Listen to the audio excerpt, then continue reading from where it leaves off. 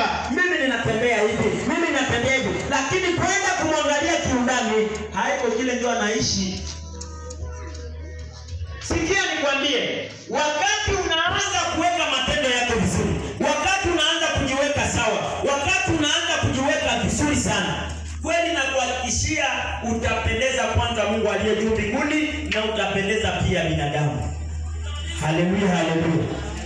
Na sasa ukimaliza kumpendeza Mungu, unapendeza pia binadamu. Kila mtu atatamani afanye nini? Akuangalie uso wako. Atatamani asikie Elijah iko wapi? Mbona natamani na mimi aingie ndani ya nyumba yangu? Natamani pia na mimi afike kwangu. Huyu mtu fulani iko wapi? Huyu mtu fulani iko wapi? Maisha yako itaanza kuwa maisha ya kuwavutia watu wengine, lakini hatujiiti kwa watu. Ni lazima watu ndio waanze kufanya nini? Waanze kutafuta. Na hii ndio niko nakwambia hii mwaka mpya.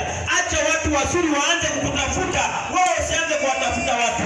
Watu waanze kukutafuta kulingana na tabia njema ambayo utatembea nayo. Kulingana na Mungu ambaye atakaa ndani mwako. Ataanza kufunulia mambo mazuri.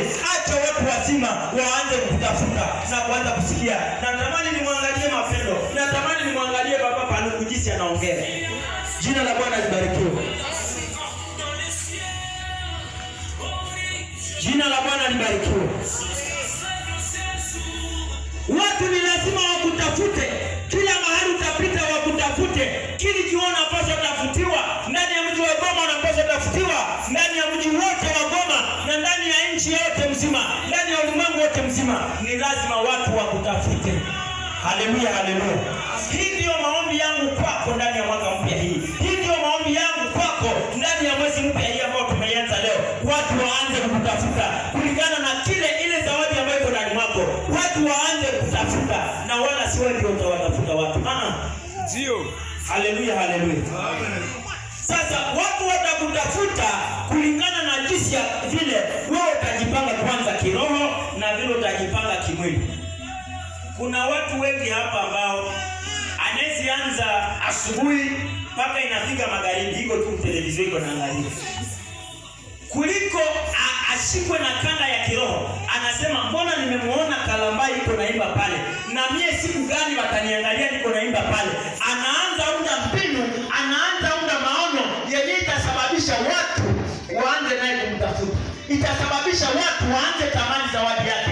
Itasababisha watu waanze kuuliza na kujiswali, huyu mtu ni mtu wa namna gani? Inawezekana, haiwezekani? Inawezekana. Inawezekana, haiwezekani? Inawezekana. Sema tokea sasa watu waanze kunitafuta. Tokea sasa watu waanze kunitafuta. Ile italingana na jinsi utatunza tabia zako. Ile inaanza na kutunza tabia zako. Kama utaangalia mtu kwenye video, kwenye televisheni, utamwangalia anaimba vizuri, anacheza vizuri, jua alijua kujipanga kiroho na alijua pia kujipanga kimwili. Haleluya, haleluya. Amen. Alijua kujipanga, alijua kushikilia mipangilio zake.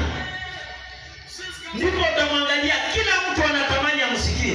Na ile ndio ilikuwa maisha ya Yesu Kristo. Ile ndio ilikuwa maisha ya Yohana. Ile ndio ilikuwa maisha ya Paulo. Ile ndio ilikuwa maisha ya Petro. Wakati wote kila mtu anatamani amguse. Asema mimi tu nikegusa hivi kidogo. Na mimi natamani tu nimwangalie. Na mimi natamani niangalie kivuli chake. Na mimi natamani mambo yaende hivi na vile na vile. Jina la Bwana libarikiwe.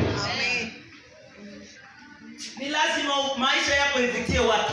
Na sasa ile kuvutia watu haitakuwa ile wakati yenyewe uko na igaiga. Uko na igaiga watu. Unatamani ujilinganishe na watu wengine. Hapana, lakini italingana na jinsi wewe peke ukaishi yako ya kipekee. Jinsi utaanza jipanga yako ya kipekee. Haleluya, haleluya. Jina la Bwana libarikiwe.